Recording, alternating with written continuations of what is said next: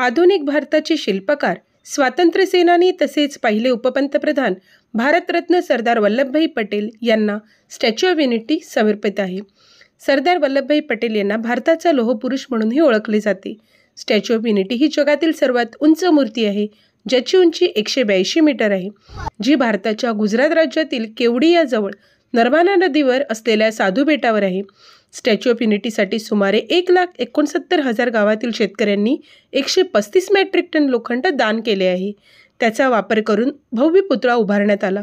Statue of युनिटीची उंची 182 metre इतकी आहे. 1999 मध्ये पद्मश्री पुरस्कार विजेते राम सुतार यांनी या प्रतिमेचे डिझाईन तयार केले आहे.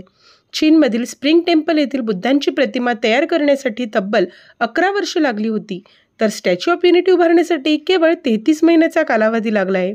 6.5 रिश्टर स्केलच्या भूकंपातही स्टॅच्यू ऑफ युनिटी न डगमगता उभी राहू शकते. ताशी 180 किलोमीटरपर्यंत वाऱ्याचा वेग झेलू शकते. ऑक्टोबर 2014 मध्ये या प्रकल्पाची संरचना, बांधकाम आणि देखभाल यासाठी 2,989 कोटी रुपयांचा करार लार्सन अँड ट्युब्रो यांच्याशी केला होता.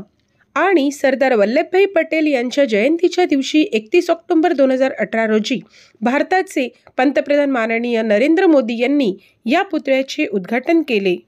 पर्यटकांना स्टॅच्यू ऑफ युनिटीच्या 153 मीटर उंचीपर्यंत गॅलरीत जाता येते, तर स्टॅच्यू ऑफ युनिटी 12 किलोमीटर लांबीवरून नजरेस पडते. याशिवाय येथे व्हॅली ऑफ फ्लॉवर्स, झू, जंगल सफारी, बॉटनिकल गार्डन, बुलबुलेया गार्डन, मियावाकी वन, कॅक्टस वन, बटरफ्लाय गार्डन इत्यादी गोष्टींची पर्यटकांना मजा घेता येते.